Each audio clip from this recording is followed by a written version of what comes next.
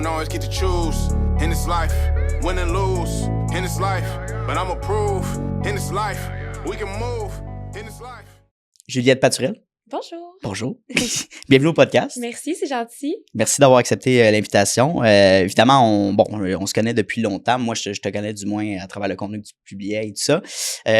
Long story short, on s'est rencontrés il y a 1 an et demi, 2 ans au podcast Ça se passe entre les deux oreilles avec Jocelyn Grégoire.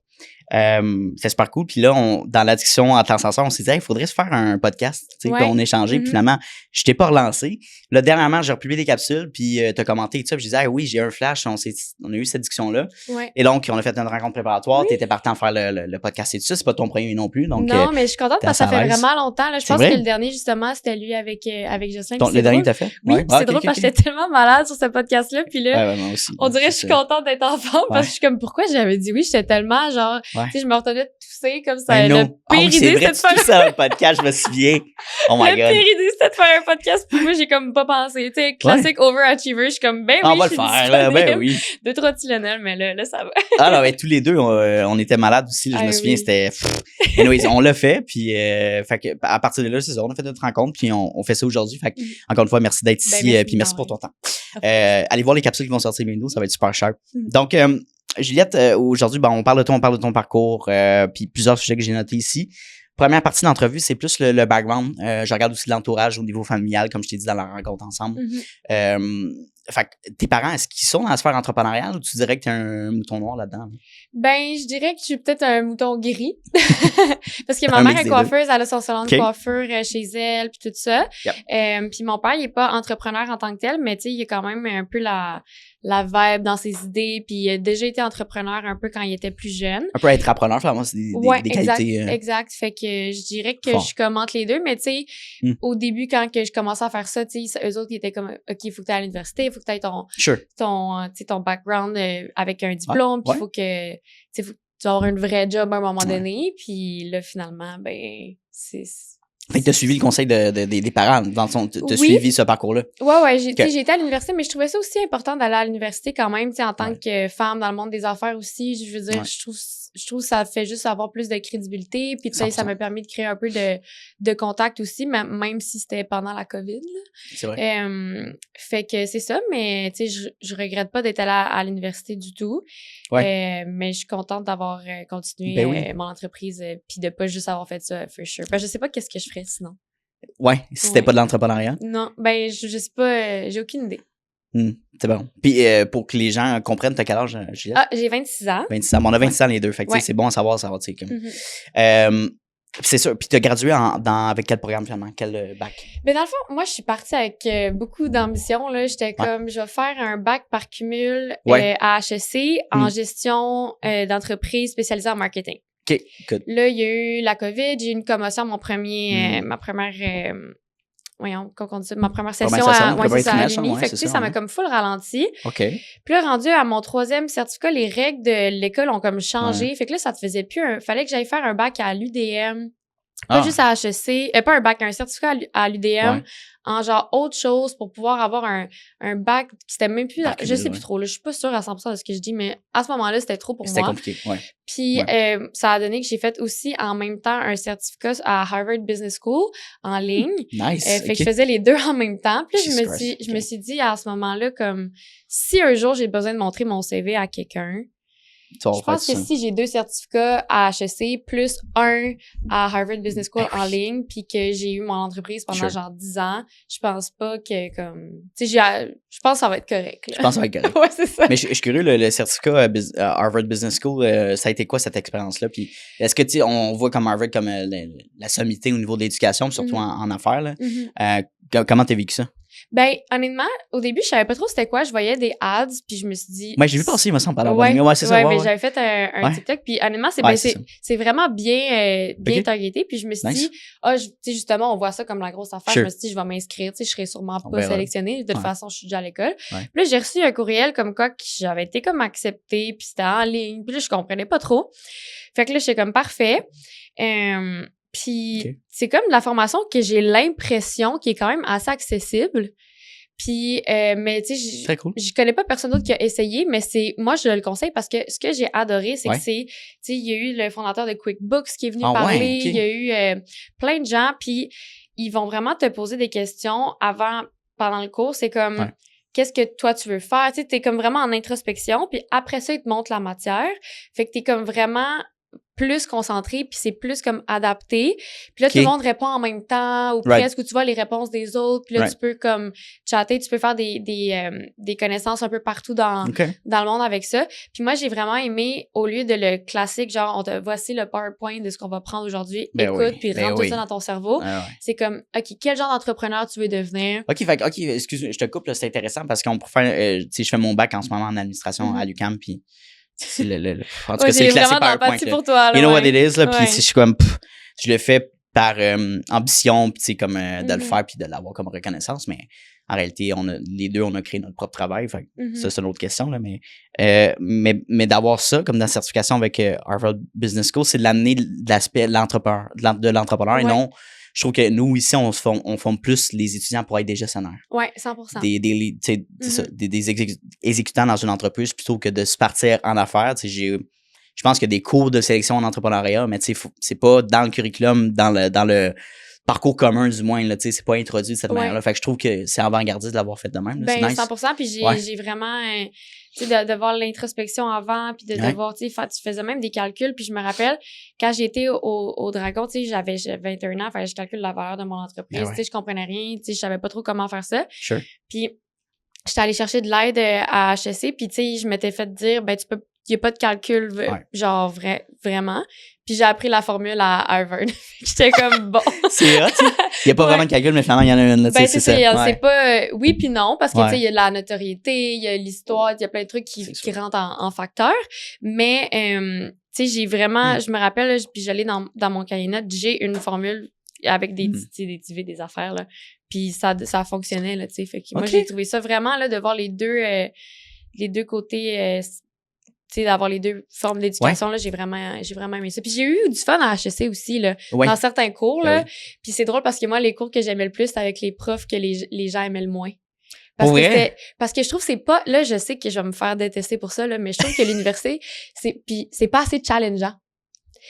Moi, j'étais à l'Uni. Quand j'étais à l'Uni, j'y allais pas tout le temps à mes cours, pour être bien honnête, parce que je veux dire, j'avais mon entreprise, mais j'avais la chance que c'était la COVID, fait qu'il y en avait beaucoup en ligne. Puis quand j'étais impliquée, j'étais vraiment impliquée à 100%. Puis les profs, ils donnent tous les outils pour réussir. Si tu réussis pas, là, tu sais, moi, des fois, je me pointais à mes examens, j'avais pas été au cours de la session, j'étais hungover, puis j'avais pas étudié, puis j'avais au-dessus de la moyenne. Je suis pas surdouée, là. C'est juste que je trouve que c'est pas si compliqué que ça. T'étais capable de suivre.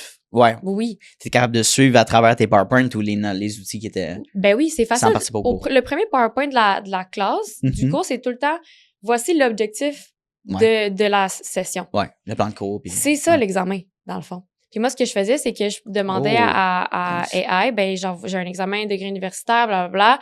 Voici c'est quoi les requirements. Fais-moi une pratique d'examen avec 30 jours. T'as tous les outils pour réussir, genre.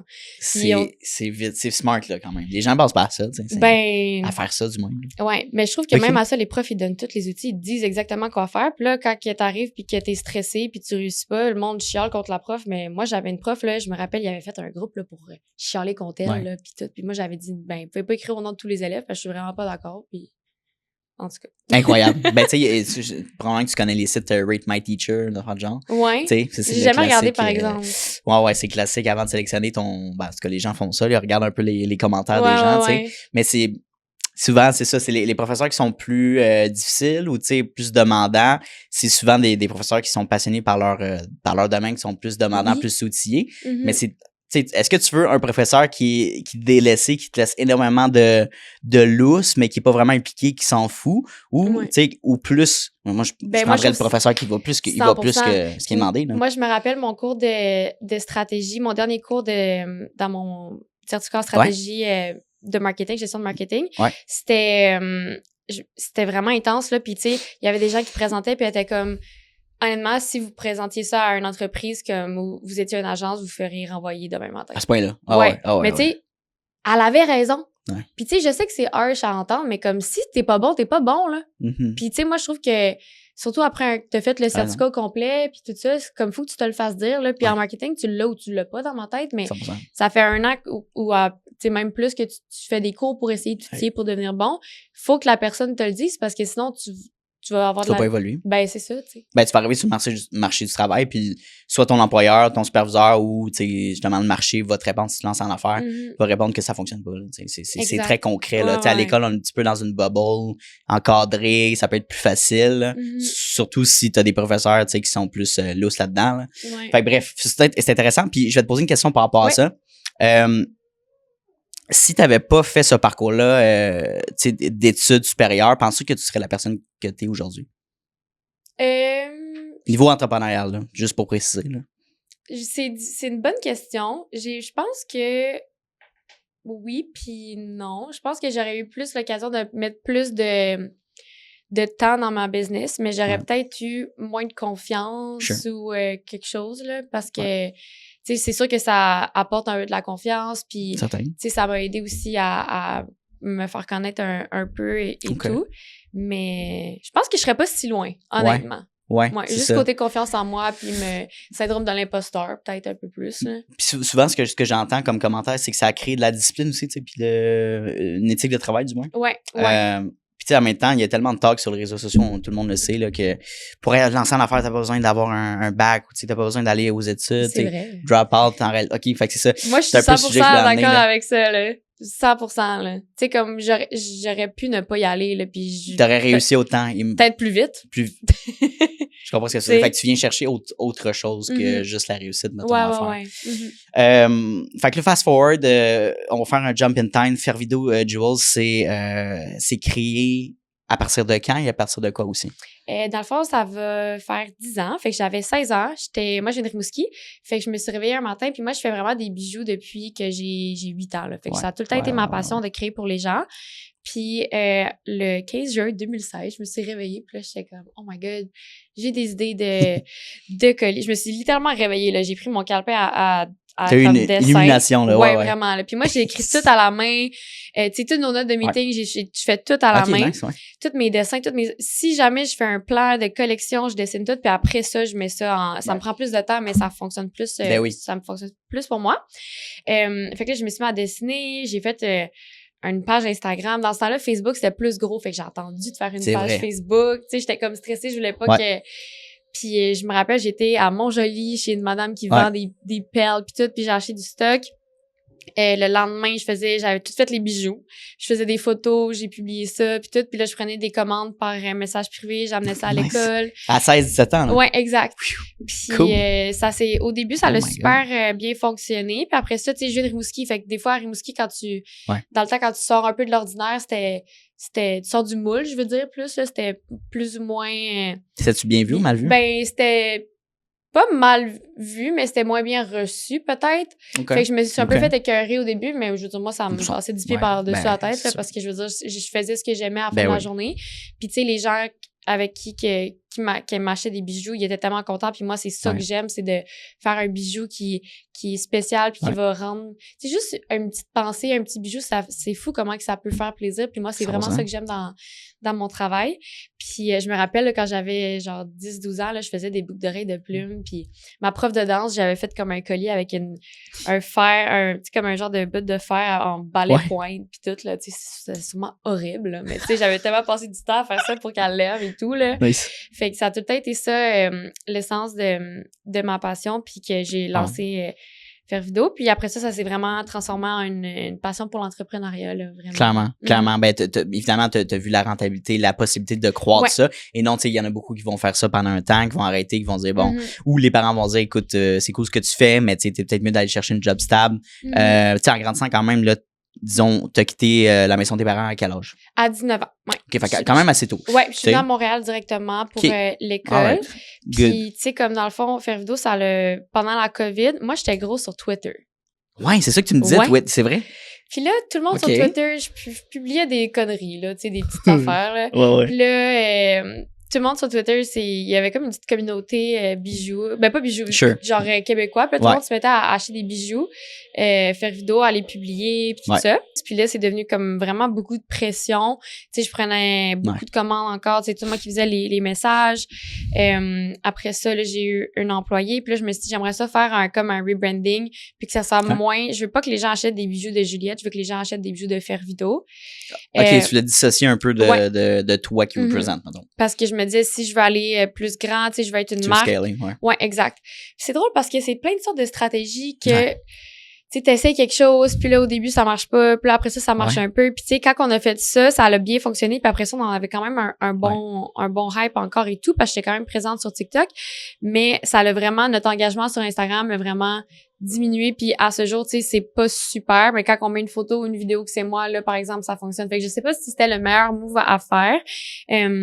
Puis là, on dirait que, tu vois, avec la vague de tout ce qui est AI, puis tout, faut que genre je recommence à mettre plus mon personal branding pour que ça fonctionne plus. Ça sort du lot. Ouais, exact. Fait que c'est ça. Fait que réseaux sociaux, ça a bien fonctionné. Okay. Après ça, j'étais allée au Dragon. Là, on a fait aussi divers nouveaux produits, nouveaux services, dont une boîte mensuelle. On était la première boîte mensuelle de bijoux personnalisés en Amérique du Nord.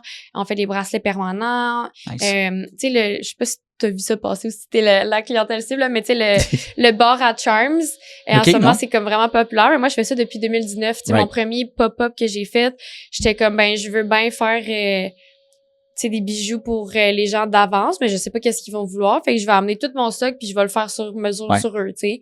Fait que j'ai commencé à faire ça. Puis dans toutes les pop-up qu'on a faites, ça a toujours été ça. Puis là, c'est rendu une mode qui est super connue partout, même aux États-Unis. Ils font ça. Je dis pas que c'est moi qui ai instauré ça pas tout, là, mais je veux dire, ça a comme bien à donner que j'ai déjà un modèle d'affaires qui me permette de suivre ce trend-là, mettons, puis de pouvoir faire exactement ce que j'aime, ce qui est de créer pour les gens.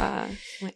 Avant de tomber un peu dans ton processus aussi de personnalisation, je me demande l'aspect création de tout ça. Fait que tes meilleures idées, là, ça provient d'où? À quel moment ou dans quel contexte? Là, en tant que surtout en marketing, c'est la créativité pure. Fait que tes meilleures stratégies, tes meilleures idées proviennent de où finalement? J'ai de la misère à répondre à cette question-là parce que c'est vraiment très spontané.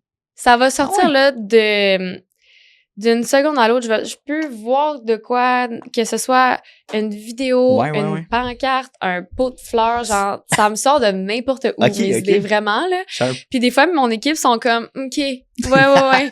C'est complètement cinglé, là, vraiment, là. Puis là, ils voient pas la vision, puis là, plus qu'on travaille ensemble, tu sais, comme pour le Black Friday, là, j'étais comme, bon, là, c'est notre 9e Black Friday. Puis je veux faire de quoi de cool, qu'est-ce qu'on fait de différent, puis tout ça. Puis là, je me rappelle, j'étais dans un café avec Rachel, puis je me disais, OK, qu'est-ce qu'on pourrait faire, là? Là, genre, j'étais sur Pinterest, puis là, je regardais Black, tu sais, photoshoot, Black Vibes, tu sais, puis là, j'étais comme, OK, ça pourrait être de quoi, des funérailles, puis là, fait que là, on a fait un genre de grosse campagne, RIP to nous full price. Puis on est allé faire un photoshoot dans un cimetière. Là, au début, j'étais comme, je vais sortir comment qu'on appelle ça, un coffin un cercueil. Je vais sortir d'un cercueil. Là, finalement, on n'a pas fait ça. Mais tu sais, les filles étaient comme, tu vas trouver où un cercueil? J'étais comme, ça, c'est le moindre de vos problèmes. Je vais m'en occuper. Puis là, finalement, on avait réussi à faire une campagne sans cercueil. Mais 2 jours avant le shoot, j'avais par hasard trouvé un cercueil dans un restaurant, genre comme décoration. Puis j'étais comme, je peux-tu vous l'emprunter? Puis il était genre sûr. Tu vois, oh my God. OK, ça, c'est drôle. Ben oui, tu sais, fait que je suis comme, on dirait que je fais tellement, tu sais, j'ai des idées un peu folles, mais ça marche. Puis, dans la vie, genre, j'ai vraiment confiance en l'univers. Puis, tu vois, là, je voulais un cercueil, ben j'en ai trouvé un, là, tu sais, à Boucherville. Le manifester. C'est quoi le rapport, là, tu sais? Moi, je crois à ça, ce que tu dis, la manifestation un peu. Puis, évidemment, il y a l'action qui vient en compte avec ça, mais c'est important de le projeter, de l'imager, puis après, de prendre action, tu sais. Ouais, 100%. Puis, mais c'est d'être créatif aussi là-dedans. J'adore ça. Ouais, vraiment. Très cool. Puis aussi, en Noël, on a fait le Grinch. Je sais pas si t'as vu ma campagne de Grinch. Parce que moi, je trippe pas sur Noël, OK? Mais, je veux dire, j'aime ça. Mais je suis pas genre, j'ai pas un sapin de Noël pis des serviettes en main avec des cannes de bonbons dessus, là. Fait que là, mes employés m'appellent Jus le Grinch. Puis là, il y en a une, elle a dit, haha, Jus le Grinch. J'ai dit, ouais. Exactement. Jus le Grinch. Ouais, ça va être ça notre campagne. Merci beaucoup. Fait que là, j'ai acheté tout ce qu'il fallait pour me transformer en Madame Grinch. Ça a pris 3 heures de me transformer en Madame Grinch. J'ai trouvé le meilleur Airbnb à Montréal. Tout était vert là-dedans.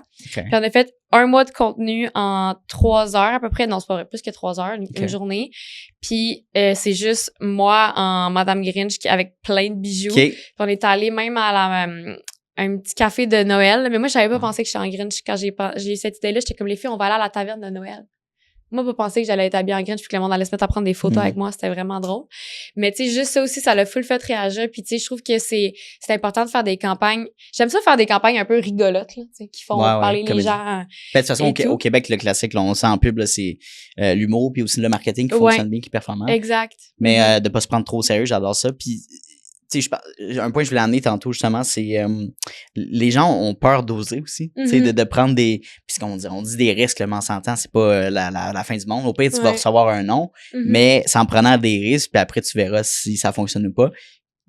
Après, c'est incroyable. Ben oui, tu sais, moi, j'adore le marketing de Maxi. Tout ce qui est j'adore. Ils ont nailed it avec Martin Matt, là, c'est bien, leur marketing est juste leurs réseaux sociaux aussi, sur Facebook, ils font des statuts Facebook.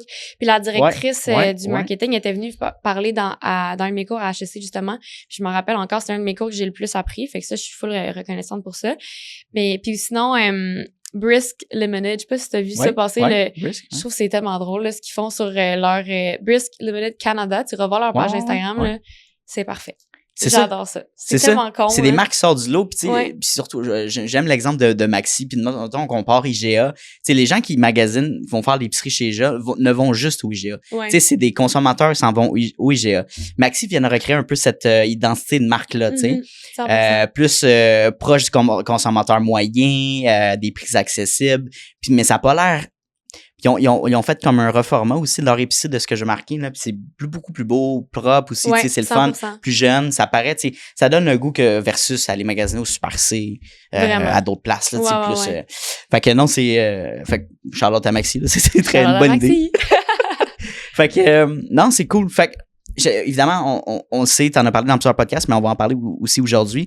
Les dragons, ton expérience des dragons.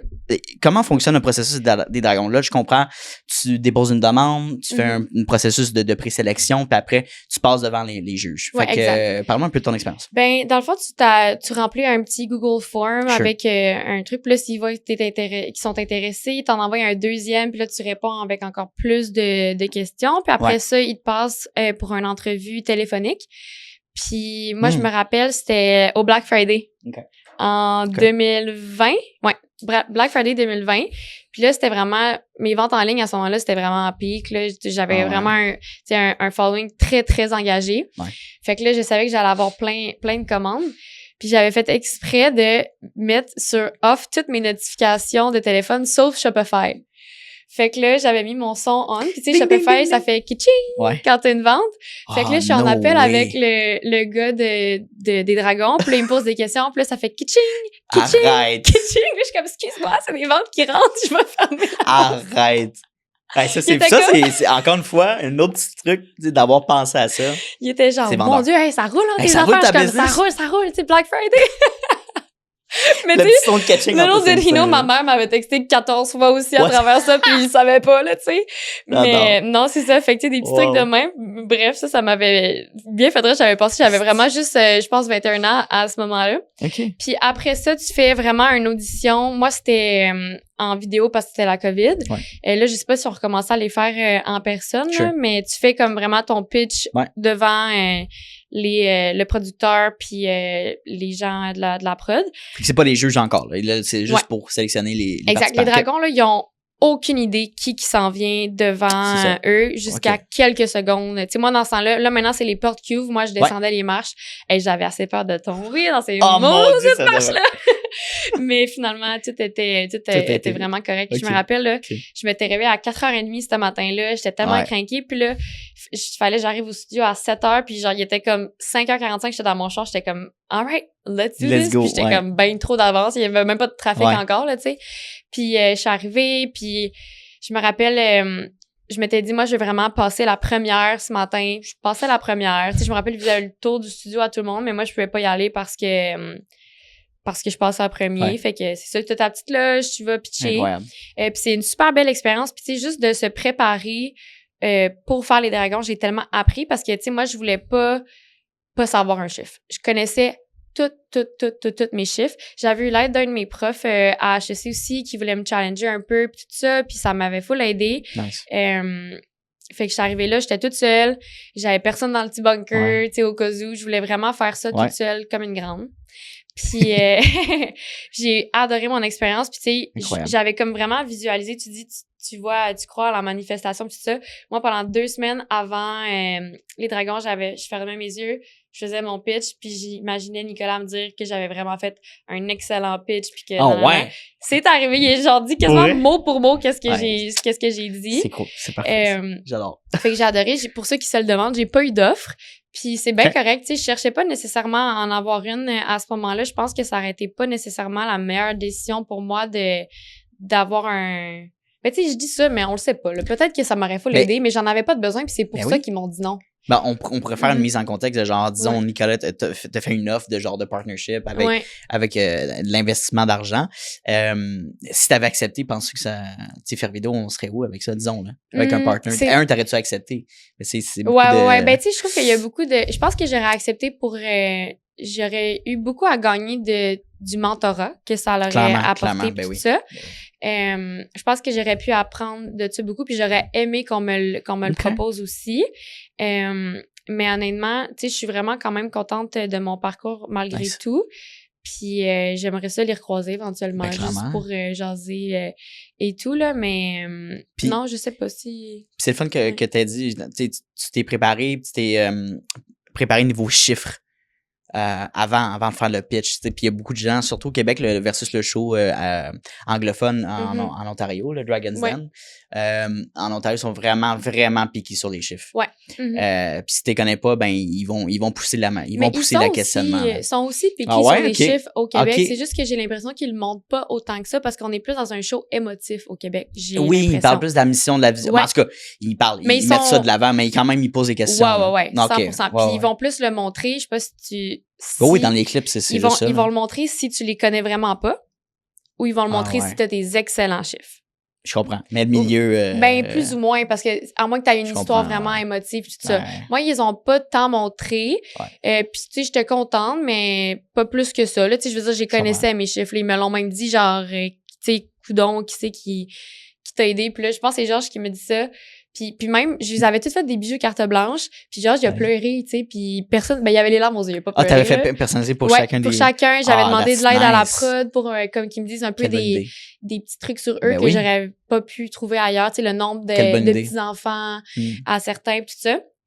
Puis, tu sais, c'est un moment qu'on n'a pas vu tant que ça parce que, tu sais, c'est genre 45 minutes coupées en 5, là. Mais pour vrai, j'ai full aimé mon expérience puis je le referais demain matin, là. Puis dans le fond, après, justement, comment tu t'es senti?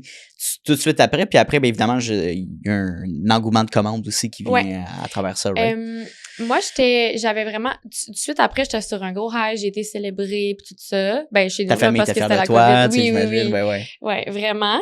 Puis le moment où c'était, tu sais, la diffusion de l'épisode, je me rappelle, ma coloc était comme partie de l'appart plus tôt. Fait que là, j'avais transformé sa chambre en bureau faire vidéo avec des boîtes puis des enveloppes puis des affaires. Puis là, j'avais réservé toutes mes amies, genre, pour la semaine. Il y a une erreur que je trouve que j'ai faite, c'est que j'avais fait un code promo Dragon, mais je l'ai mis juste le lendemain. J'aurais dû le mettre la soirée même. Ah ouais? De la diffusion de l'épisode? Ouais, ben c'est quelqu'un qui m'avait dit de faire ça, qui était allé au Dragon. D'attendre le lendemain, OK. Puis une autre chose qui m'a surpris aussi, c'est que les gens, dans ma tête, moi, j'allais avoir énormément de commandes la soirée même. Parce que moi, quand j'achète en ligne, là, si, mettons, là, je vois quelqu'un au Dragon, là, je vais acheter maintenant. M'a pas y repenser demain matin, là. Non, c'est sur le coup d'émotion. Exact. Puis finalement, c'était pas tout ça. Je me rappelle, je me suis couchée le soir, puis j'étais déçue. J'étais comme, oh my God, j'ai juste vendu ça. Tu sais, c'est poche. Puis le lendemain, j'étais comme, oh my God. Pendant 48 heures, je capotais ben raide. Ça explosé, ouais, vraiment. J'aurais aimé ça en avoir un petit peu plus. Mais je pense que, comme je t'ai dit pendant l'entrevue, c'était pendant que les Canadiens étaient en série. Puis c'est vrai. Oui, c'est ça. Puis il y avait eu une game en même temps que mon émission était diffusée. Donc, ça a vraiment impacté les codes d'écoute. Mais malgré tout, tu sais, il y a eu une rediffusion, tout ça, puis les gens écoutent ça sur tout.tv et tout.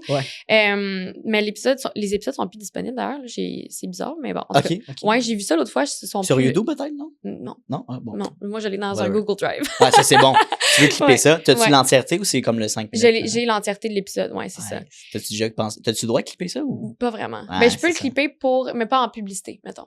OK, tu peux le poster en organique. Genre. Ben, tu sais, je pourrais, en plus, il faut juste pas qu'il y ait leur logo qu'ils ont dit. Ouais. Fait qu'à suivre. À suivre. Mais tu sais, genre, on dirait que c'est même puis moi, là. Ben, ça fait longtemps. Ça fait tellement longtemps. Mais tu sais, justement, ça a fait 5 ans, il y a quelques mois. Ben, le mois dernier, puis on a fait un pause, puis tout ça. Puis, tu sais, j'étais comme, hey, c'est fou, là, tout ce qui s'est passé depuis ce temps-là. J'ai même pas le même logo, là, tu sais. C'est fou, là. Puis, j'ai une question plus personnelle pour toi. Ça va faire quoi, 10 ans? En 10 ans, comment toi, t'as évolué comme femme d'affaires? Du début, peut-être quand même de 16 ans jusqu'à 26. Il y a beaucoup de choses qui ont changé, là, mais niveau professionnel, niveau femme d'affaires, comment tu te vois évoluer à travers ça? C'est une bonne question. On dirait que ça me rend quasiment émue. C'est le but. Non, ouais. Mais moi, je suis vraiment full sensible. Okay. On dirait... C'est une bonne question. Je suis vraiment fière de la discipline que j'ai eue à travers les années. Tu sais, comme j'ai eu ma passion, ça m'a tellement...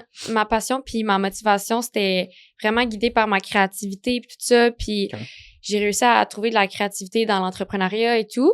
J'ai eu une certaine fatigue aussi après une couple d'années. Fait que ça, j'ai appris à naviguer autour de tout ça. Tu sais, fait que c'est comme... J'ai vraiment appris à mettre mes limites, à avoir une discipline.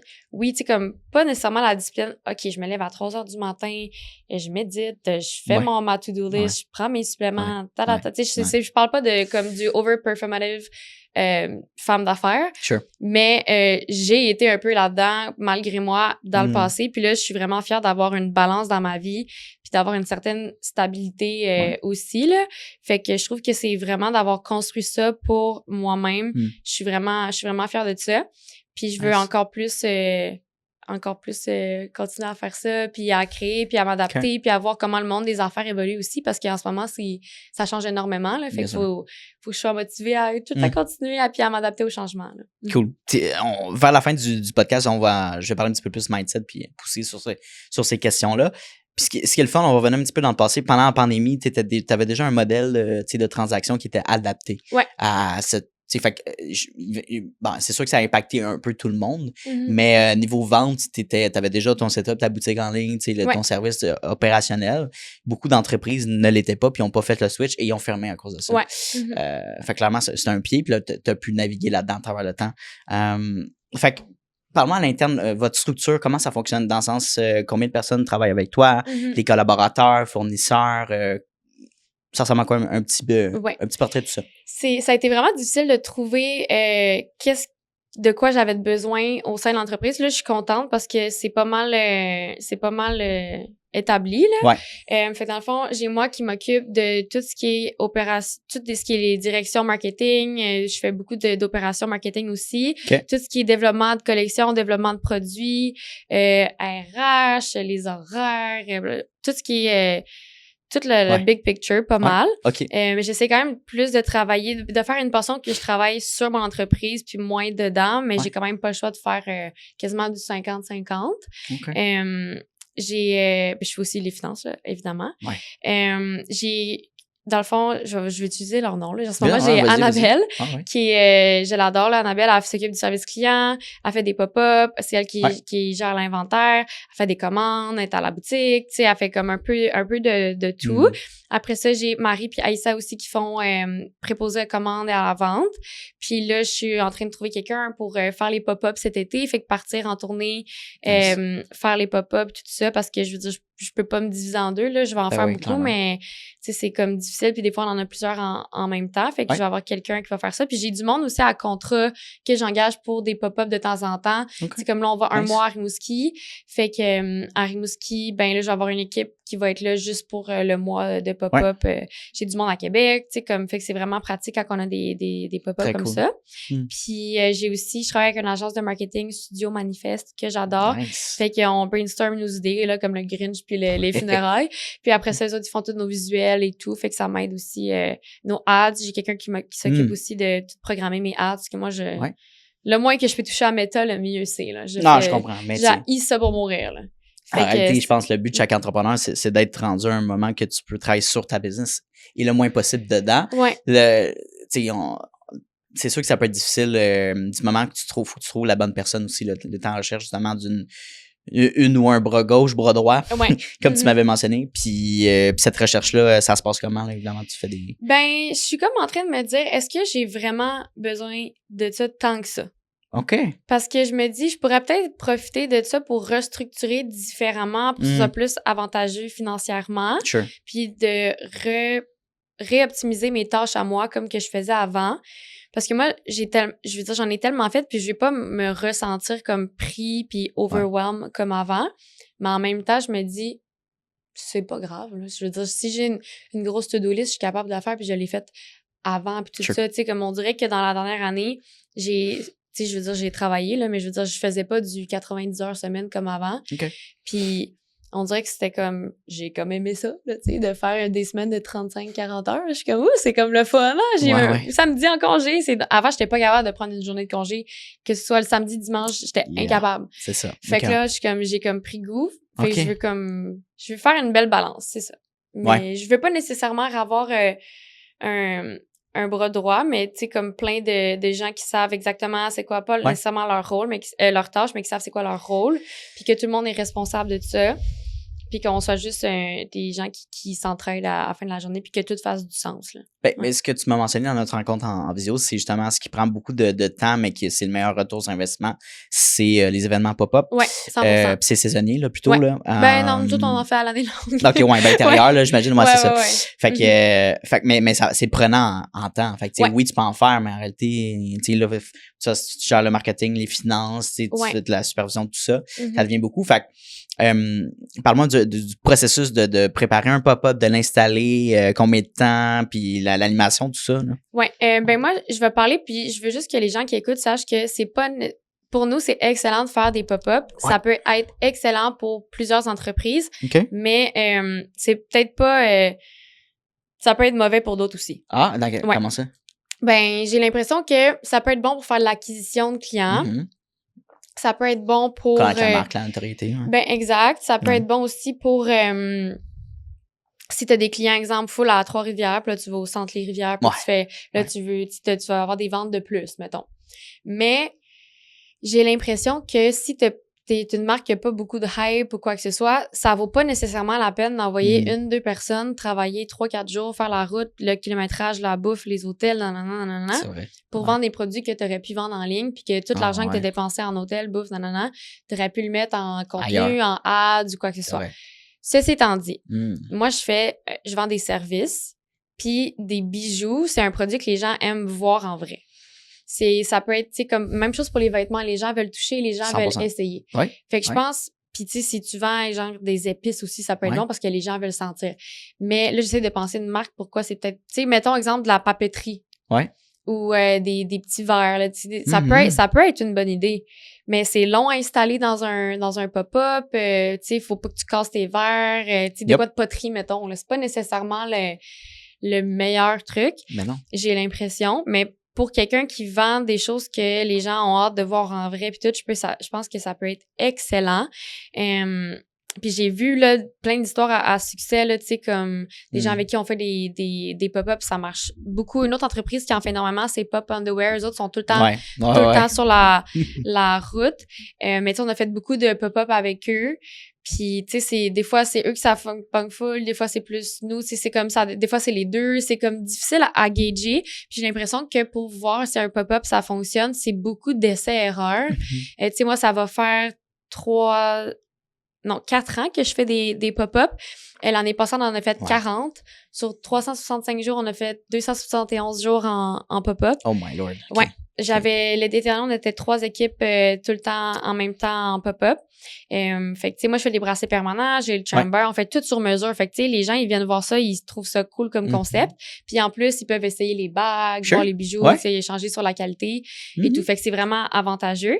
Mais c'est ça, c'est beaucoup du essai-erreur. Tu sais, comme nous autres, on a appris, on fait plus des centres d'achat après le mois de juin, là, parce que comme il y a personne, où il y a vraiment moins de monde. Et tu vois, ne sachant pas ça, tu fais des erreurs de barreau, clairement. Ben, c'est ça, moi, je l'ai appris de même. Tu savais. Ouais, c'est ça. Je fais jamais d'événements, je fais jamais de pop-up à Montréal, à moins que ce soit pendant un gros événement. Okay, puis les gens pensent, OK, on va faire un pop-up à Montréal, ça va fonctionner. Non. Ouais, les gens veulent pas aller à Montréal, genre? Non, ben c'est parce que les gens il y a pas de parking. Les gens ont d'autres choses à faire à Montréal dans leur petite vie. Ils vont se promener, prendre un café. Les gens, ils vont pas nécessairement se déplacer pour un événement, à moins que tu sois une grosse entreprise qui fait genre jamais d'événements. Ils se déplacent pas. Fait que si tu vas dans des petites villes, tu sais, comme moi, je viens de Rimouski, fait que quand je vais à Rimouski, ça va super bien, mais même à ça, on va en Gaspésie. Ça fait un événement local, du moins, une animation locale. Parce qu'il y a moins de choses qui se passent. C'est intelligent, tu vois, c'est contre-intuitif de la grande pensée, mon Dieu, on va aller dans la plus grande ville possible. Ouais, mais non. Mais à moins que ce soit un événement. Non, c'est ça. Oui, c'est ça. Comme nous autres, on fait le festival mode art et design, le festival MAD à chaque année, c'est notre plus gros événement. Je les adore. Jamais je voudrais pas faire ce festival-là. Tu sais, plein d'autres gros événements à Montréal, ça peut vraiment valoir la peine. Mais c'est ça. Tu sais, comme aller dans un centre d'achat de juin à septembre, là, non. Sure. Ouais. Avec toute ton expérience, qu'est-ce qui explique le succès de Fervido selon toi, là? Honnêtement, qu'est-ce qui explique que la marque, la notoriété, le fonctionnement, le succès, la réputation est aussi comme elle est en ce moment-là? C'est une bonne question aussi. Je pense que nous, c'est qu'on fait vraiment de tout. Fait que Fervido, c'est vraiment un one-stop jewelry shop. Là. On a des bijoux pour hommes, des bijoux pour femmes. Tout est unigenre. On a la boîte mensuelle, on a le charm bar, on a les bracelets permanents. Tu peux tout venir personnaliser sur ton site. Fait que si tu veux un collier qui soit 23 pouces avec une chaîne cubaine, qui soit 14 pouces avec une petite chaîne fine, on peut tout faire avec tout est sur mesure. Puis je pense qu'avec les années, j'ai réussi à monter une grosse notoriété que les gens se rappellent. T'sais, on a fait beaucoup d'influencers collabs, on a fait beaucoup d'événements, on est beaucoup présent sur les réseaux sociaux aussi. Fait que je pense qu'on a vraiment une bonne notoriété. Puis c'est drôle parce que quand je regarde les sources de nos ventes en ligne qu'on a, c'est toutes les gens, ils vont chercher notre nom. Puis je fais énormément de ads, puis tout ça, puis la grande majorité, les gens, ils cherchent notre nom. Fait que tu sais, je pense que c'est vraiment, ça montre qu'on a une excellente notoriété. C'est une réussite en soi, là, clairement. Mais j'aimerais que ça encore plus. On n'est jamais satisfait. Non, mais c'est ma question finale, là, justement, de comment tu vois ça niveau vision. Là. Mais, OK, ça répond un petit peu à ma question. Puis, tu sais, c'est sûr qu'à 16 ans, bon, t'étais jeune et tout ça, mais en développant l'entreprise, qu'est-ce que tu voyais dans tes compétiteurs, du moins? Parce que je pense qu'il y a beaucoup de petits créateurs, tu sais, le classique bijoux de revente et tout ça. C'est pas ce que tu fais exactement, là, mais qu'est-ce que tu voyais sur le marché ou le manque qui était, là, tu sais? Puis actuellement, est-ce que tu vois beaucoup de gens qui tombent dans cette industrie-là qui font pas bien ça ou que c'est pas optimal? Je pense que moi, ce que je voulais faire, le comme besoin que je voulais répondre, c'est vraiment que les gens, ils reçoivent un bijou puis qu'ils savent que ça a été fait pour eux selon que ce soit leur désir identité, ou leur besoin, tu sais, mettons, ou identité aussi. Fait que, tu sais, quelqu'un qui, mettons, souvent, on va avoir quelqu'un là, qui porte toujours le collier, exemple, de sa grand-mère. Mettons, ça, c'est le collier de ma grand-mère. Là. Exemple, non, ça l'est pas, mais exemple. Ça, c'est la bague de ma grand-mère, mais mettons. Fait que là, c'est comme, je veux m'acheter un collier qui va en dessous, mais tous les colliers que j'achète sont dans la même grandeur que ça, où il y a une longue rallonge qui suit. Fait que, tu sais, sur mon site, tu peux vraiment tout choisir. Puis, exemple, tu veux te faire un stack de 2-3 colliers, là, comme c'est bien la mode, ben, tu choisis tout comment tu le veux. Fait que c'est vraiment idéal, tu sais. Puis aussi, les gens, ils sentent que tu reçois ça, littéralement, ça a été fait au centimètre près de ce que tu voulais. Fait que ça, c'était la source comme initiale de ce que je voulais faire. Puis là, après ça, ben, tu sais, j'ai fait des bijoux vraiment uniques pour les gens. Il y a un service qui s'appelle Carte Blanche sur mon site. Après ça, j'ai tout changé. Parce qu'au début, je travaillais pas avec de l'acier inoxydable. Là, maintenant, oui. Mais tu sais... mais tu vois, ça, c'est un élément différenciateur. Là. Ouais, ben exact. Mais là, il y a beaucoup de gens qui c'est de l'acier inoxydable aussi maintenant parce que c'est un excellent matériel. Bien sûr. Mais je trouve que les gens, ils savent plus où acheter leurs bijoux parce qu'ils savent plus... Il y a comme un lien de confiance qui a été brisé avec les années. Tu sais plus qu'est-ce qui est bon et qui est pas bon. Les gens, ils payent des bagues 130$ puis ça ternit en 3 semaines. Tu sais, les gens savent plus pourquoi ils paient puis je trouve ça vraiment désolant, tu sais. Je suis désolant puis je veux faire du pouce là-dessus parce que c'est tellement vrai. Tu sais, on se fait pitcher tellement de publicité, Facebook, Instagram, de Temu, d'autres affaires, tu sais, cheap, mais que ça a l'air super beau puis là, tu le reçois, évidemment, ça correspond au prix qui est vendu, tu sais. Ou même, des fois, c'est des prix qui font du sens, mais tu reçois ça, puis il ternit, tu sais, puis là, tu te portes dans l'eau, puis tu sais. Fait que je trouve ça, puis là, c'est triste, parce que là, mon Dieu, j'ai plus cette confiance-là envers ce genre de compagnie-là. Fait que, mais tout, évidemment, avant ça, de bâtir cette confiance-là, tu sais, cette notoriété-là, cette réputation-là. Puis, mais dans les bijoux, c'est tout le temps difficile, j'ai l'impression, d'avoir, parce que, tu sais, des bijoux, c'est pas comme un pantalon ou un soulier, tu sais, c'est tout le temps des choses qui sont plus fragiles. Fait que, tu sais, mettons, c'est sûr qu'on va avoir un taux de bris. Tu sais, moi, nous autres, on vient tout souder, on vient s'assurer que tout est correct, puis tout ça. Puis, tu sais, j'ai l'impression quand les gens, ils achètent un bijou, puis, tu sais, nous autres, nos prix, là, vous irez voir, là, c'est super abordable, là, mais les gens, ils se fâchent, là, tellement facilement parce que j'ai l'impression que les gens sont, ben, ils se fâchent pas après nous, c'est vraiment pas super, là, mais tu sais, je dis ça parce que j'ai eu un mauvais review. OK, ouais, c'est ça, les gens. C'est juste mais tu sais, puis je suis pas habituée, fait qu'on dirait que ça m'a full rentré dedans. Mais des fois, c'était-tu un commentaire, tu sais, c'est-tu un commentaire négatif, constructif, ou c'est genre Non, c'est genre, je recommande pas cette entreprise. Mes breloques ont lâché en genre quelques semaines. Mais tu sais, nous, c'est garanti. On refait ton bijou, tu sais, puis là, je regarde ça, puis j'ai même pas de Est-ce qu'ils t'ont contacté? Non, pas de traces de service client, tu sais, puis je suis comme, c'est tellement pas constructif d'aller commenter ça, puis en fait, il y en avait 2 commentaires, puis il y en a une que on n'a même pas de compte client avec elle, on fait tous des comptes clients tout le temps, fait que tu sais, puis il y a des gens qui nous confondent avec d'autres entreprises aussi, qui font des services similaires, fait que tu sais, en tout cas, c'est vraiment difficile d'avoir la confiance des gens. Puis là, tu vois ça arriver, puis ça atteint un peu comme ton ego aussi, comme tu dis, mon Dieu. Mais puis en même temps, des fois, ça peut être vrai, mais ça peut être aussi genre un compétiteur qui est malhonnête, qui crée de la sauce, qui a même pas rien acheté, ou il a payé quelqu'un pour commenter des faux comptes. Écoute, je veux pas dire que c'est ça, puis j'espère que c'est ça versus un client, mais whatever, ça peut arriver. Mais je veux dire, ça peut arriver là que les breloques qui tombent, mais tu sais, avant de faire un commentaire, écris-nous, là. Tu sais, puis moi, genre, jamais j'ai dit oh non, ils sont tombés, tout bad. Voyons donc. Moi, ça m'arrive pas de faire ça, là, comme, je veux dire, je veux que tu l'aies ton bijou autant que, comme je te l'ai fait. Je veux fier de le porter. Ben oui, 100%, là, tu sais, moi, c'est tellement important pour moi, là, plus que ça va me coûter le triple de te le refaire, te le renvoyer, de faire les échanges, puis, tu sais, mais je veux que tu l'aies ton bracelet, là, tu sais, c'est ça qui est important pour moi. Fait que, non, c'est ça, puis, fait que c'est dur d'avoir un lien de confiance avec les gens dans les bijoux, j'ai l'impression. Puis je trouve que faut vraiment que je travaille justement, comme ça revient à ce que j'ai dit tantôt, sur mon personal branding. 100%. Faut que je revienne avec ça, avec tout ce qui est AI aussi, tout ce qui s'en vient, là. T'as pas le choix parce que c'est ça qui, les gens, j'ai l'impression qu'avec tout ce qui s'en vient avec l'intelligence artificielle, on va tomber dans une genre de, les gens ont peur. Moi, ça me faisait, j'ai écouté des podcasts un peu récemment parce que j'avais vraiment peur sur ce qui s'en venait. Tu sais, je suis entrepreneur puis j'étais comme, ça va-tu me voler mon travail, là, tu sais. Puis là, je me suis informée puis tout ça. Ouais, mais on sait jamais. Tu sais, comme, puis j'ai écouté un podcast qui disait, ça va pas prendre tous les travaux. C'est comme quand l'électricité est arrivée. Tout le monde avait peur, là. Personne, pensait que tout le monde était terrorisé de ça. Les vendeurs de bijoux, ils vont faire faillite, là. De bijoux, les vendeurs de bougies vont faire faillite. Ben, c'est ça. Ben non, là, ça va bien, là, tu sais. C'est ça, là.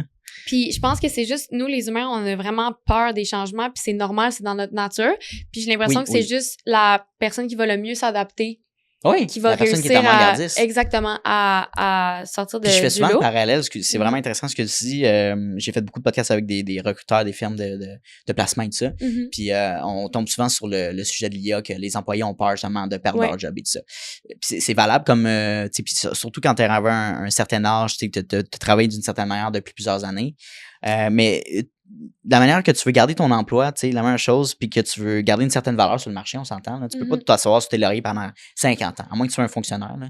Mais tu peux prendre des cours, tester toi-même l'IA, essayer des formules, d'amener des innovations à ton employeur, de dire, regarde, on pourrait peut-être implanter ça avec tel outil que je teste dans ma vie personnelle, ça fonctionne bien, puis ça a l'air d'être le fun. Tu sais, d'amener ça déjà, oh mon Dieu, ouais, j'avais pas pensé, c'est cool plutôt que d'y aller puis d'attendre, puis en fait, c'est de démoniser ça. Mais c'est inévitable. Ça va faire partie de plus en plus de notre vie. Oui. L'Internet, ça a été la même chose. Ça, c'est un fad. Ça va être qui a pas Google sur son cell, qui a pas Chat ou Claude sur son cell aussi. Et donc, Puis avec l'intelligence artificielle, je pense qu'il faut qu'on essaie de prendre des sources plus équitables aussi parce que comme il y a des sources qui le sont moins, puis tout ça, puis ça consomme beaucoup de... c'est mauvais pour l'environnement et tout. Puis, comme... C'est pas un point qu'on en parle, ça, c'est vrai. Oui, exact. Fait que je pense qu'il y a ça aussi qu'il faut être conscient. Puis je pense qu'en ce moment, les gens, ils ont tellement peur qu'ils sont vraiment fâchés après l'intelligence artificielle. Puis honnêtement, c'est bien correct. Là. Contre les mauvaises sources d'intelligence artificielle, moi, je suis vraiment d'accord avec ça. Mais je trouve qu'il y a une certaine hypocrisie là-dedans aussi. Parce que, mettons, moi, à l'interne, c'est tout mon service clientèle est fait par un humain. Tous les bijoux sont faits par des humains. Tous nos visuels sont faits par des humains. Tu sais, c'est comme toutes les idées, tout est fait vraiment par des humains. Puis j'essaie de, tu sais, comme, on utilise un peu l'intelligence artificielle à l'interne, mais pas tant que ça. Pas comparativement à d'autres. Tu sais, on pourrait vraiment optimiser plus avec l'intelligence artificielle. Puis je pourrais tout faire mon service client avec ça, mais je décide de payer quelqu'un pour le faire parce que je trouve que c'est plus important, ça donne un meilleur service et tout. Puis, tu sais, l'autre fois, j'ai posté une photo de moi avec Bad Bunny au Pérou en AI, là. Je sais pas si t'as vu, mais je savais que ça allait pas. Tu l'as rencontré? Non. Mais j'étais à son spectacle, fait que je savais que ça allait comme... Tu sais, les gens allaient peut-être y croire, là. Ça va te tuer parce que j'ai vu une trend de podcasteurs québécois, justement, qui s'est pris... je fais un podcast avec genre Joe Rogan ou avec... genre Arnold Schwarzenegger, tu sais, à côté, clairement, tu sais, c'est comme... C'est genre, t'es qui, toi, qui fais un podcast avec eux, mais ça a l'air tellement véridique que tu pourrais penser 2 secondes. What? C'est crazy, là. Puis, tu sais, moi, je savais que ça allait full fonctionner, puis on a eu quand même tu sais, ça l'a super bien performé, là. Mais on a eu quand même beaucoup de backlash, des gens qui étaient comme, je peux pas croire que vous pouvez utiliser un post, faire avec du AI, nanana. Puis moi, j'étais comme, premièrement, vous avez quand même raison, mais c'est vraiment hypocrite parce que toutes les entreprises que vous supportez ou peut-être, probablement, utilisent du AI pour leur service client. Ou toi, tu l'utilises, la personne commente, là. Fait que, exact, regarde. mais, 100% ou les gens qui like le commentaire, mettons. Tu sais, moi, j'ai fait un prompt, puis j'ai envoyé ça, ça a pris genre, tu sais, comme 5 minutes, là. Non, mais fait que j'ai pas, tu sais, fait que c'est comme ça, on a fait une publication, puis parce que c'est une publication qui fait réagir puis qui est comme drôle un peu.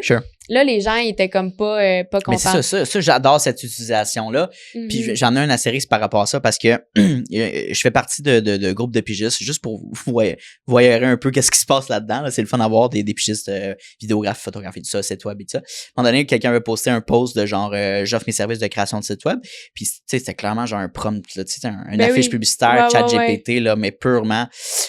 Puis les commentaires qu'il avait reçus, c'est comme wow, c'est une belle publicité de promouvoir ça à travers l'IA. Tu sais, c'est comme quelle créativité, surtout quand tu vends ce service-là. Puis ça, je suis quand même d'accord pour ce genre de choses-là. Puis de plus en plus maintenant, tu sais, la service en clientèle, tu peux déléguer ça à l'intelligence artificielle. Oui, tu sauves du temps, de l'argent et tout ça, mais mon Dieu, je pense que plus on a cette facilité-là, l'accès à ça, plus les gens vont valoriser le fait que tu es un ou une personne qui répond au téléphone. 100%. Un humain, là, puis ils vont payer le service pour avoir l'humain, d'après moi. Ouais, moi, je suis, juste ma mère, l'autre fois, elle a essayé de retourner de quoi chez Uniqlo, puis elle, tu sais, t'es pas capable, t'es comme, tu parles à quelqu'un, peux-tu faire ça pour moi? Ah ouais, OK. Là, fait que, tu sais, je trouve que c'est vraiment, vraiment important. Ça revient, ça. Puis tu sais, c'est ça me fait... tu sais, si, mettons, j'avais publié une photo, là, qui ça aurait pas été évident que c'était de l'intelligence artificielle qui avait fait ma photo, là. Personne n'aurait rien dit, mais ça aurait quand même été ça. Puis la plupart des publications puis des ads qu'on voit, c'est ça. Mais là, juste parce que c'était une joke de moi puis Bad Bunny, là, il y avait du monde qui était fâché, tu sais. Fait que je trouve que c'est comme, faut choisir ses combats si on est anti AI. Puis j'ai l'impression qu'au Québec, par exemple, il va y avoir une genre de révolution anti-AI. J'ai vraiment l'impression. Je pense que les gens vont se lever, ils vont dire on veut réglementer ça. Puis... Oui, 100%. Pour protéger, tu sais, comme les acteurs, les créateurs de contenu. Bon, là, pour le domaine du cinéma artistique, je suis quand même d'accord. Je suis quand même très, très d'accord. Tu sais, tout ce qui est création de contenu, j'ai vraiment l'impression que les gens vont avoir peur puis il va y avoir comme une certaine révolution. Juste avec ma publication, quand j'ai vu les 2 commentaires, j'étais comme fair enough, là, tu sais, comme 100%. Là. Fait que j'ai l'impression qu'il va se passer ça. Je sais pas trop qu'est-ce que j'en pense en ce moment, où est-ce que je me situe avec tout ça. C'est vraiment un outil qui est intéressant en tant qu'entrepreneur. Puis je veux pas, tu sais, comme que le podcast que j'écoutais, il dit, il faut que tu sois la personne qui l'utilise mieux ou qui t'informe le plus pour pouvoir être une des personnes qui s'en sort à la fin de la c'est parce que tu veux être la personne qui est éduquée, qui est avant-gardiste versus te faire ramasser par un compétiteur ou, tu sais, justement, te parle de marché qui t'es pas à jour à travers ça, comme les gens qui ont fait le switch à travers la pandémie vers le en ligne, là, ou d'adapter leur service ou leurs produits de vente en ligne. Fait que c'est sûr que c'est primordial, puis on vit dans une ère, tu sais, quand on va refaire le podcast dans un an, parce que oui, je te réinvite, ça va être différent, là, ce portrait-là. On va être ailleurs, là, complètement. On fait un switch vers la fin de l'entrevue. On va aller un petit peu plus vision, mindset, puis tantôt, on a passé rapidement, mais j'aimerais qu'on passe un petit peu de temps là-dessus. T'as passé une période de vie quand même difficile, puis on s'en est parlé les deux aussi, ça a été, tu sais, peu ou pas presque en même temps, là. Remise en question, beaucoup d'épuisement, de stress et tout ça. Parle-moi un petit peu de comment c'est arrivé puis qu'est-ce qui est arrivé par la suite aussi, là. Ben moi, dans le fond, j'ai tout le temps été une overachiever, là, comme beaucoup d'entrepreneurs. Puis, comme j'ai dit, mon premier burn-out, j'avais 14 ans. Fait que ça a tout le temps été classique, moi, qui fait tout le temps beaucoup. Puis même, des fois, je parle avec des gens, ils sont comme, comment tu fais tout ça aujourd'hui? Puis là, aujourd'hui, je me dis, voyons. C'est normal. Je faisais bien plus avant. Ou bien, c'était pour moi, en ce moment, je vis ma petite vie tranquille. Là, fait que dans le fond, j'ai comme vraiment, tu sais, j'étais tellement... J'ai vu que j'étais entrepreneur très jeune. Je me suis comme tout le temps fait mettre sur un piédestal parce que j'étais entrepreneur puis parce que je faisais... Un jeune âge. Parce que j'avais mon site, parce que je faisais ci, j'avais des commandes, j'étais à l'université en même temps. Ah, pouf, j'étais à 2 universités en même temps. Let's go. Wow, c'est hot. Fait que c'est comme plus que... Exemple, tu dis à un petit gars là, qui traverse la rue, là, regarde les deux côtés, il traverse la rue vite, t'es comme, OK, parfait. Là, il le refait, tu lui dis, hey, let's go, t'es bon, il traverse la rue, là, il vole plus vite, de plus en plus vite qu'il traverse la rue. Ben là, il oublie de regarder des deux bords de chaque côté. Puis là, tu lui dis, let's go, t'es bon. Puis là, lui, tout ce qu'il entend, c'est que c'est le plus vite puis le plus grand nombre de fois qu'il va traverser le bord de la rue, ben c'est le mieux que c'est, tu sais. Fait que là, ça devient, il est fatigué, tu regardes plus, c'est dangereux. Mais plus il y a de chance de se faire ramasser. Exact. Fait que moi, c'est comme, je me faisais tellement dire, hey, c'est hot, puis c'est hot que tu fasses ça, c'est normal que, tu hustle, tu sais, le hustle culture, j'ai l'impression que c'est tellement, ben c'est intense, là, puis j'ai l'impression que c'est pas sustainable, tu peux pas garder ça. Ça peut être une partie de ta vie, mais dire, c'est mon lifestyle, tu sais, je suis un grinder, genre. Ouais, mais moi, je grindais, le mur va ramasser. Ouais, mais moi, je grindais, je m'en allais me ramasser à l'asile psychiatrique, là. C'était pas bon, là. Ben, du tout. C'est ça. Ben, tu sais, c'est comme, j'avais aucune, tu sais, puis tous les podcasts que je faisais dans ce temps-là, ils me disaient, c'est quoi ton truc pour avoir une balance dans ta vie? J'étais comme, j'ai pas de balance, là. Aucune balance. Fuck off. Ça existe pas pour moi. Non, c'est ça. Puis, tu sais, j'étais vraiment honnête parce que j'étais comme, j'en ai pas, je dors pas, je bouge pas, je travaille 7 jours semaine, minimum 12 heures par jour. Tu sais, ça n'avait aucun bon sens. Puis le pire, c'est que j'étais pas capable d'arrêter. Puis tu sais, j'avais pas personne qui me forçait, là. J'avais pas genre... C'est toi qui mettais cette pression-là. Oui, 100%. Puis tu sais, comme... Je me rappelle, là, puis j'étais tellement organisée. Je me réveillais... En fait, la veille, je me faisais une liste de tout ce que j'avais à faire. Je faisais un brouillon, je refaisais un propre avec des petits work blocks. Puis tu sais, ça, c'est super efficace de faire ça. C'est super. Puis j'ai l'impression qu'il faut faire ça quand t'es entrepreneur parce que t'as plein de mini-tâches. Tu sais, répondre à une telle, payer telle facture. Tu sais, c'est important. Mais moi, c'était rendu genre... Tous mes déplacements étaient comptés. Je planifiais du retard. Puis là, si j'étais en retard de quoi, là, je faisais de l'anxiété. Là, je bad-trippais, ça allait pas. Fait que là, c'est ça. Puis là, j'ai eu comme mon diagnostic de TDAH à travers tout ça parce que là, je veux dire, à un moment donné... C'était comme évident, puis j'étais pas capable de tout gérer ça avec l'université et tout. Mais là, c'est devenu comme j'avais vraiment développé une dépendance au travail. Là. Puis comme je dis dans le hustle culture, on dit beaucoup mais je suis workaholic. Les gens, ils disent oui, moi, je suis workaholic, comme si c'était bon. Ben, c'est valorisé. C'est valorisé. Ben, c'est une addiction comme les autres. Là. Genre, si tu dis que t'es workaholic, t'es vraiment workaholic. C'est une addiction par rapport à faire de l'argent ou c'est une addiction d'accomplissement, de croître, puis de faire en fait des tâches. Moi, je pense que c'est propre à chaque personne. Moi, c'était pas avec l'argent. C'était vraiment mes accomplissements personnels puis professionnels, en fait, là, j'ai l'impression. Puis comme à ma personne, là, dans ma tête, j'étais juste Juliette, faire vidéo, entrepreneur. J'avais pas d'autres personnalités, là. J'ai jamais voyagé de temps en temps, mais c'était juste ça que j'étais. Là, fait que clairement, tu sais, une période dans ta journée ou même dans ta semaine qu'il n'y a rien qui se passe, ça crée de l'anxiété, là. Je pouvais pas. C'est impossible d'aller remplir ce temps-là par X tâches. Ouais. C'est ça, je te comprends. J'étais comme, j'allais un moment, c'était un jeudi soir, puis j'étais allée prendre un verre avec une de mes amies, puis il a fallu que je quitte parce que j'étais comme, je devrais être en train de travailler en ce moment. Je me sens le monde n'allait pas arrêter de tourner, là, si j'allais prendre un autre gin and tonic, là. Comme le monde allait vraiment pas arrêter de tourner. Ben, peut-être toi, dans ta tête, t'aurais tourné un peu plus, mais tu sais. Ben non, mais tu sais. non, je suis d'accord. Mais comme, il a fallu que je rentre chez nous, j'ai fait une crise de panique, tu sais, ça allait pas. Ouais, là, crise de panique. Pas de vivre, non, aucunement, fallait que je travaille jusqu'à, là, j'ai fait ma crise de panique toute, là, je m'en suis remis, puis j'ai travaillé jusqu'à, je me rappelle plus il était quelle heure, mais je m'étais, genre, je pense 11h, 11h30, puis le matin, le lendemain, on s'en allait à Québec en pop-up. Puis je me suis levée à 4h, j'ai tout organisé, tu sais, c'était l'enfer, puis je carburais là-dessus, là, je prenais genre 6-7 cafés par jour avec des, tu sais, mélanger café gourou, là, mettons, là, puis que, non, là, ça allait pas, là. Puis je me levais à 5h du matin, tous les jours, je finissais de travailler, des fois à 2-3h du matin, je m'en allais dans mon ordi, ça allait vraiment pas, là, Écoute, puis je pense pas que j'ai atteint un niveau, à un moment donné, de autant d'heures, là, mais tu sais, chacun ses passes, là, mais je me souviens à un moment donné, c'est ça, c'était manque de sommeil, puis même pas prendre le temps de respirer, là, tu sais, t'as un souffle court souvent, là, gourou, café, tu sais, tout un mélange qui crée justement cette anxiété-là, puis évidemment, à un moment donné, ben, c'est la crise de panique, tu sais. Fait que je te comprends ce que puis ça passe, en fait, juste pour qu'on comprenne, t'as réalisé qu'il y avait une problématique, right? Ben oui. T'as réalisé, t'as une remise en question, tu t'es dit, il y a quelque chose qui marche pas, là. Ouais, ben moi, je me suis vraiment rendue comme au bout du tunnel, là. J'étais en pop-up à Québec, pas le même que celui-là, un autre. Puis je me rappelle, je m'en allais à Bali le lendemain.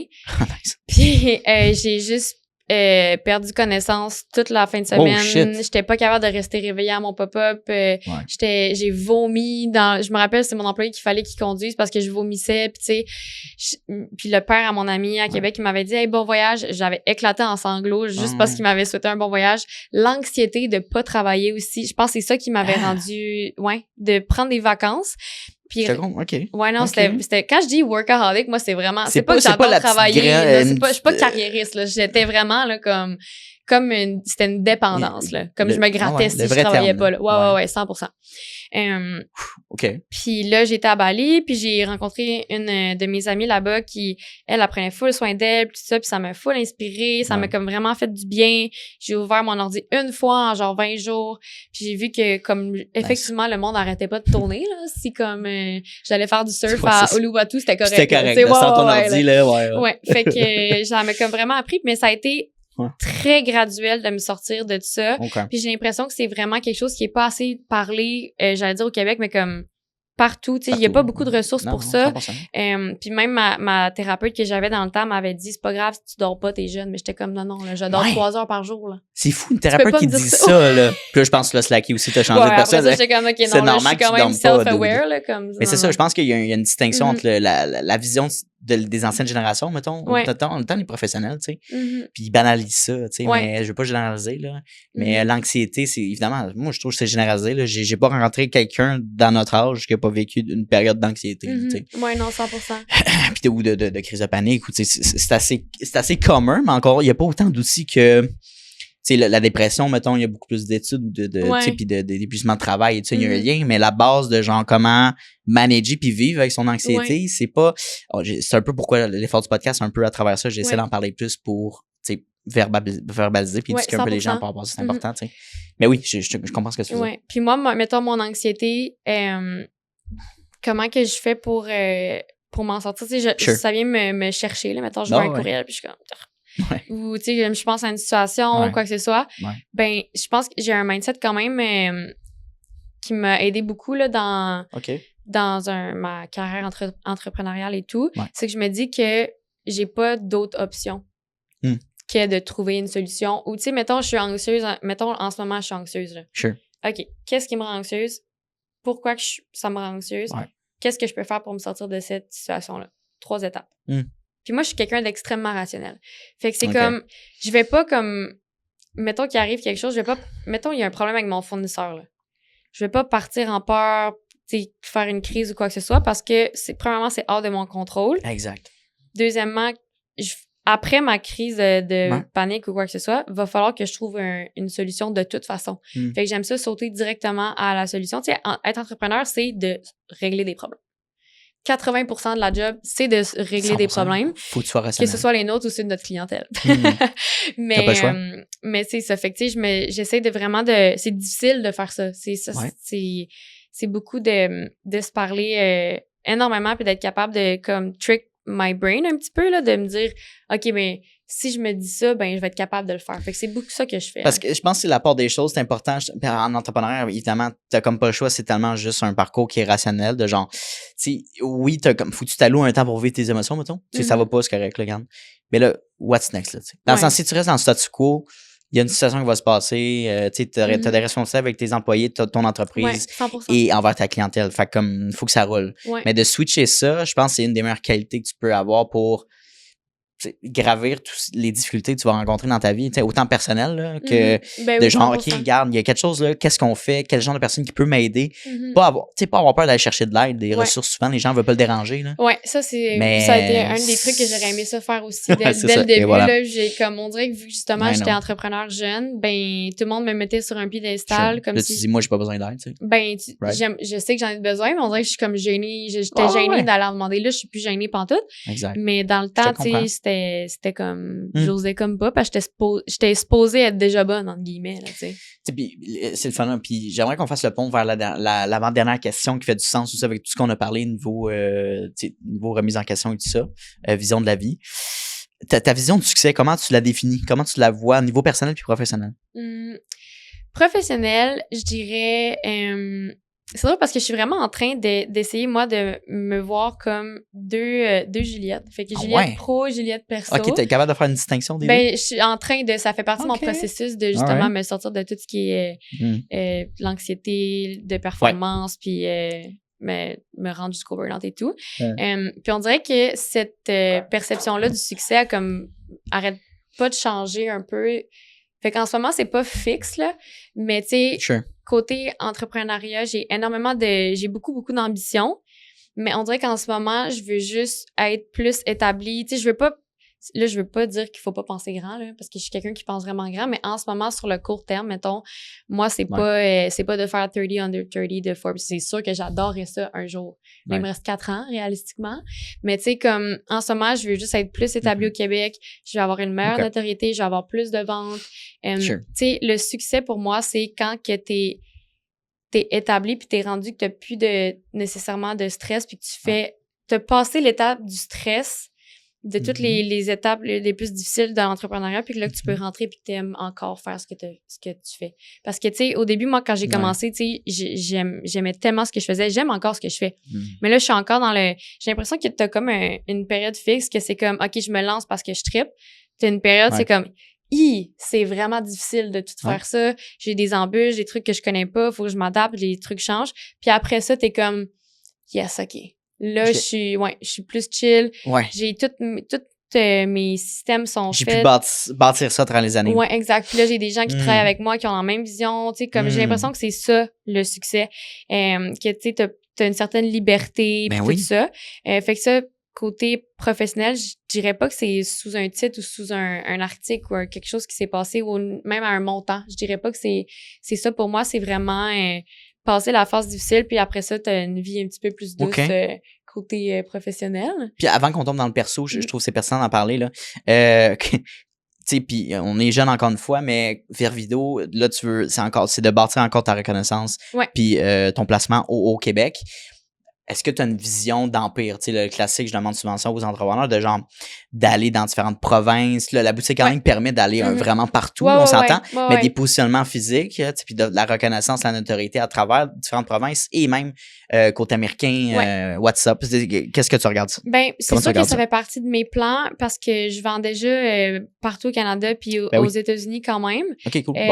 Mais je le ferai, là, je vais pas te dire mes trucs, mais j'ai un certain plan pour une certaine branche de l'entreprise que je voudrais plus pousser à l'extérieur pour ça. Mais c'est pas ma priorité en ce moment parce que je trouve que ça coûte beaucoup plus cher d'acquérir des nouveaux clients. Puis c'est dur dans mon industrie vu que les gens n'ont pas nécessairement confiance. Puis je trouve qu'il y a quand même une belle place qui est à prendre au Québec encore avec ça. Puis je me trouve pas si loin déjà. Fait que je pense que j'aimerais ça focusser aussi juste là-dessus. Fait que, de te faire reconnaître avec l'aspect, tu sais, fait au Québec. Ouais. C'est sûr qu'il y a une notoriété, puis de vouloir justement encourager ce mouvement-là. Là. Puis avoir plus de boutiques physiques aussi. Puis c'est drôle parce qu'il y a 3 ans, là, j'aurais dit jamais je voudrais des boutiques physiques, puis tout ça. Puis comment ça a changé? Ouais. Ben, peut-être que oui, tu sais, j'ai l'impression que ça fonctionne bien. Les gens, ils veulent aller magasiner en vrai. On ressort de plus en plus. Je pense que les événements en présentiel vont revenir aussi trendy que quand la distance était rendue populaire. Ben oui, genre. Les gens veulent reconnecter de plus en plus. Ben oui. C'est pour ça qu'il y a plein de clubs de coureurs. Là. Ouais. Genre, tout le monde fait du jogging maintenant ou des marathons. Des, genre, couldn't be me, mais... Moi non plus, parce que moi, faire d'autres choses, mais aller faire mon tapis roulant de temps en temps. Genre. Mais oui, ça revient, ça. Puis des events, peut-être genre, tu sais, là, t'as le VR qui rentre en compte et tout ça. Puis tu sais, de mixer des événements en présent, d'achat de magasins. Tu sais, comme un mix de l'ancien monde, on va dire, le classique avec le nouveau monde. Je pense qu'on va aller vivre ça parce que l'humain va toujours vouloir cette connexion humaine-là. Cette proximité-là de faire le podcast, par exemple, en présentiel versus je te le refaire à distance. C'est pas la même perception, c'est pas la même qualité du contenu, c'est pas la même connexion qu'on a. Ouais.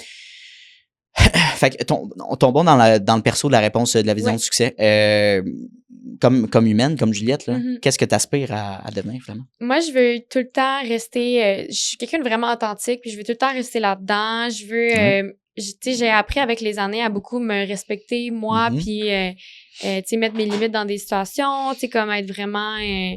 m'écouter beaucoup plus puis prendre soin de moi comme que j'avais jamais fait avant. Fait que je veux vraiment continuer à faire ça, puis j'aimerais ça, tu sais, un peu, tu sais, voyager, vivre ma petite vie, avoir ma famille, puis que, tu sais, pouvoir offrir quelque chose de beau à mes futurs enfants, puis tout ça. C'est vraiment super simple, mais tu sais, je suis pas quelqu'un qui est difficile à rendre heureuse, mais juste de pouvoir créer une vie pour moi qui va pouvoir rendre les gens autour de moi heureux puis m'épanouir. Je suis curieux, je pose toujours la question pour les entrepreneurs qui passent au podcast, à savoir est-ce que tu sais, parce que plus on approche la trentaine, tu as toujours la question, genre, autant moi que d'autres personnes, tu sais, comme, t'es une personne qui fait plus familiale, tu veux avoir des enfants, la question des enfants arrive bientôt ou c'est assez rapidement, là.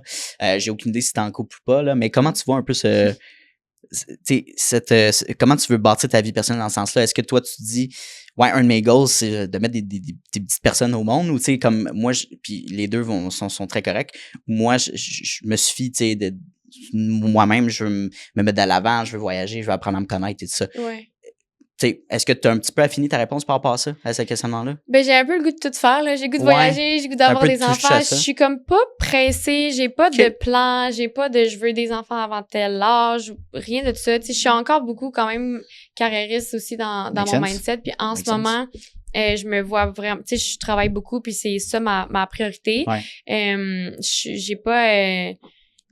ça fait pas, je pense pas à ça énormément. T'as pas de timeline dans ta tête. Souvent, les gens ont une timeline il faut la maison, il faut les enfants, il faut, tu vois ce que je veux dire? Mais moi, je suis quelqu'un qui fait vraiment confiance à la vie en général. Puis, je sais que la vie va m'amener quelqu'un de parfait pour moi éventuellement, que ça va être la bonne personne avec qui fonder une famille. Puis j'ai vraiment... Moi, j'ai hâte d'être une maman. J'ai pas hâte d'avoir des enfants. J'ai hâte d'avoir des enfants, mais j'ai hâte d'être une maman. Genre, j'aime ça être la meilleure dans tout ce que je fais. Là. J'ai hâte d'être la meilleure maman. Là, comme j'ai trop hâte. Là. J'ai fait un gâteau de fête pour mon chien la semaine passée. Là, comme je me peux plus. Là. Fait que c'est plus ça. Mais tu sais, quand je m'imagine dans le futur, c'est vraiment... Je me vois, tu sais, comme...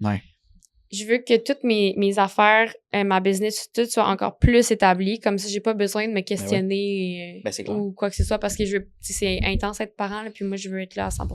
Là, 110. Fait que, people, envoyez vos CV. Jamais. Oui. OK. Dernière question qui clôt ce beau podcast qu'on a fait ensemble. Si tu pouvais parler à une Juliette de 16 ans qui commençait, qu'est-ce que tu lui dirais live? Je dirais de ne pas avoir peur de demander de l'aide, de mettre plus de temps et d'énergie dans ses finances au début parce que c'est important. Ben oui, parce que moi, je connaissais pas grand-chose là-dedans. J'avais fait des cours à l'Uni, mais je veux dire, ils t'apprennent à lire des états financiers pour en faire. Tu sais, puis pas à prendre des décisions nécessairement par rapport à ça. En tout cas, pas dans le truc en gestion d'entreprise que j'ai fait. Puis c'est drôle parce que ce que tu as dit quand tu as dit ils t'apprennent à devenir gestionnaire, c'était vraiment ça. Ouais, c'est encore ça. Moi, j'ai pas appris à gérer mon entreprise. J'ai dans le cours qui s'appelle gestion d'entreprise. Là. Crazy, hein? Pas du tout, là. Non. Fait que c'est ça, puis c'est vraiment juste ça que je dirais. Puis je dirais de pas avoir peur de la paperasse parce que c'est pas le fun. Fait que c'est pas mal juste ça. Puis tu vois, aujourd'hui, j'essaie j'ai une comptable que j'adore, puis je me suis vraiment outillée à travers tout ça. Puis aussi de prendre soin d'elle. J'adore ça. Puis, tu sais, je trouve que t'as amené l'aspect financier. Tu sais, juste quand t'as dit au Dragon, je me suis préparé, puis, tu sais, je connaissais mes chiffres A1. Il y a beaucoup d'entrepreneurs, malheureusement, des PME qui savent même pas où que l'argent sort, ou ils comprennent pas leurs chiffres. Ouais. Ça, c'est un enjeu, là, parce qu'au niveau personnel, OK, problème de cash flow, là, tu sais, t'as des employés payés, t'as des fournisseurs payés. Ben oui. Puis, mon Dieu, là, j'ai pas préparé ça. Flow, là. Moi, j'ai des problèmes de cash flow en ce moment. Je suis pas gênée de le dire. Tout le monde a des problèmes de cash flow en ce moment. C'est terrible. C'est terrible, la saison des impôts, là. Oui. Oh, Seigneur. Moi, je regarde pas ça tout de suite. Non. Mais regarde, mais pour vrai, c'est ça, c'est genre, en fait, la phrase que je ressors souvent, c'est plus tu commences jeune, tu sais, à mettre de l'argent à côté, tout ça, c'est tellement une bonne habitude à faire, mais t'as pas les moyens de pas connaître tes chiffres. T'as pas les moyens de faire des bons choix de vie par rapport à ça. Parce que l'endettement, ça arrive très rapidement. Tu sais, les cartes de crédit, marge de crédit, let's go, c'est facile, là, puis tu vas à la banque, puis ça prend 5 minutes pour avoir une ligne, tu sais. Mais faut que tu rembourses. Fait il y a cet enjeu-là, puis je pense que les gens soit ils sont comme, tu sais, bon, il y a une part parentale, là, je pense, les parents, tu sais, moi, prochainement, éventuellement, avec des enfants que je vais avoir, puis je veux partager ces bonnes habitudes-là de genre, écoute, faut que tu t'intéresses à ça. Tu sais, oui, je vais te donner les outils, tu sais, mais comme fais tes propres recherches aussi de ton bord, tu sais. Sinon, ben, c'est la vie, puis là, tu sais quoi, tu vas juger, tu vas mettre la faute sur le gouvernement, tu sais, puis souvent, c'est ces gens-là qui vont... Tu as une part de responsabilité d'aller chercher tes propres ressources toi-même puis de faire les bonnes décisions. Fait que, tu sais, comme, soyons des bons parents, tu sais. Puis c'est une question que je pose souvent dans le podcast. Quel genre de parent, quel genre de modèle parental que tu veux être avec tes enfants, tu sais? Moi, quel genre de personne tu veux projeter? Ah, j'adore cette question parce que je trouve que des fois, je suis un peu outrée de voir des parents que, tu sais, je sais que c'est pas tout le monde qui a une situation pareille, tout ça, mais qui font juste garrocher l'iPad ou le téléphone à l'enfant la seconde. Au restaurant, t'as suivi ça au restaurant? Moi, partout, ça me fait capoter. Puis, tu sais, je trouve que moi, j'ai eu la chance d'avoir des parents qui m'ont comme un peu forcé à être extrêmement débrouillarde. Puis, tu sais, j'avais 15 ans, j'avais ma première job. Et c'est comme, tu veux un cellulaire, tu te payes 1 an d'avance. Exact. Fait qu'il a fallu que je paye, genre, je me rappelle, c'était genre un transfert de comme 750$ pour que j'ai payé mon téléphone. Je travaillais 50 heures semaine là, quand j'ai eu ma première job d'été à 15 ans. Puis, je faisais mes bijoux en plus. Non, mais je faisais des bijoux, mais j'avais pas encore lancé Faire Vida officiellement. Mais tu sais, à partir de cet âge-là, j'avais besoin de jeans, de quoi que ce soit, c'est moi qui me les achetais, ou à moins que j'avais vraiment besoin de quoi que ce soit, c'était eux qui me les achetaient, mais sinon, c'est tout moi qui payais pour mes affaires. Puis ça m'a vraiment, vraiment permis de mieux comme... comprendre la valeur de l'argent. Exactement, puis de prendre les meilleures décisions, puis tout ça. J'adore ça. Je trouve que c'est la meilleure chose qu'un parent peut faire pour leurs enfants, parce que je trouve que, tu sais, comme... c'est vraiment tout ce qui est autonomie, tout ce qui est tu t'arranges dans la vie là, faut que tu t'arranges comme ça, puis moi c'est exactement comme ça que je veux que mes enfants soient élevés. Puis ça m'a poussé à justement aller faire des trucs que j'aurais jamais pensé, tu sais, ça me pousse à sortir de ma zone de confort, puis tu sais, tu viens insérer les bonnes valeurs straight up là, puis surtout puis toi je pense que t'es quand même un c'est comme si c'est un popcorn de la boîte de Cracker Jack, mais tu sais, vraiment différent de la majeure partie des gens de travailler autant à un jeune âge. Là. Mais c'est clairement l'extrême est super positif là, de ce que tu as vécu. Mais je fais du pont parce que un des meilleurs amis est gérant chez McDonald's, puis il fait des embauches. Puis de plus en plus, puis au McDo, bon, c'est des jeunes étudiants entre 16 et 20 ans, mettons. Puis les gens de 15, 16, 17 ans, leurs parents les accompagnent à l'entrevue d'embauche. Puis je suis comme quoi? Puis mon ami il me dit écoute monsieur, madame, je passe en entrevue. Je passe en entrevue votre enfant et non vous c'est pas vous qui va faire le travail. C'est sûr que I swear. Fait puis mais c'est comme moi mes parents m'ont dit osé demander ça à mes parents là. Et non, c'est comme non, vas-y, t'es capable, va le porter ton CV. Puis va te présenter. Tu sais, juste ça demande un peu. Je veux pas dire que la nouvelle génération parce que toutes les générations vont dire que les autres générations sont faibles puis sont lâches ou whatever, mais il y a clairement une tendance que avec les millennials, tu sais, comme, oui, c'est beau de cajoler nos enfants puis les aider, à un moment donné, il faut qu'ils soient autonomes aussi. 100%. C'est pour ça, là, je suis... Ouais. Non, puis les sortir du trou tout le temps, tu sais, moi, j'étais vraiment... Tu sais, j'ai des parents qui étaient... Tu sais, mes parents sont bien établis dans la vie, puis tout ça. J'ai pas eu de compte Facebook jusqu'à temps que j'avais 13 ans. Ouais, moi aussi. C'était tout le temps jouet dehors, tu sais, comme ou plein le cellulaire à partir d'un certain âge. Là, exactement. Moi, c'était 15 ans, puis fallait que je le ça. paye 1 an. Tu sais, c'était vraiment... Puis c'est des trucs, sur le coup, j'étais comme, fait chier, je peux pas poster une selfie sur Facebook comme ma cousine a fait, tu sais. Mais aujourd'hui, je suis tellement... Ça a été une bonne décision. T'es d'accord avec ça? Hein? 100% d'accord. Puis... ça m'a tellement... ouais, non, je suis vraiment, vraiment d'accord. Shout-out aux parents de Juliette. C'est très cool. Non, mais c'est une bonne éducation. Merci. Mais ça me fait capoter l'affaire des entrevues. Ouais, moi aussi. C'est très commun, là, de plus en plus. Mais en tout cas, c'est crazy. Là. Je suis comme ça en mots. Ouais, moi aussi. Mon ami disait, moi, écoute, je dis aux parents, excusez-moi, mais j'ai interviewé votre fils ou votre fille. Déjà, là c'est pas une bonne impression. Là, je veux dire, ça montre que t'es pas autonome. Terrible. Ou gérer une situation un petit peu stressante avec un client, tu vas partir, genre. En tout cas, fait que ça, c'est un autre sujet. Juliette, ce que je te propose, c'est de faire un deuxième podcast dans 1 an. Oui! T'es toujours la bienvenue. J'espère que tu as aimé ton expérience aujourd'hui. J'ai adoré ça. Merci beaucoup de m'avoir reçu. Ça fait plaisir. Où est-ce qu'on peut te contacter directement toi pour collaborer? Puis évidemment, acheter les beaux produits de Faire Vidéo. Sur mon Instagram, c'est Juliette_Paturel, Paturel. Puis sinon, sur Faire Vidéo, vous allez trouver le lien, c'est dans ma bio, c'est Faire Vidéo Jewels. Merci pour ton temps, Juliette. Merci.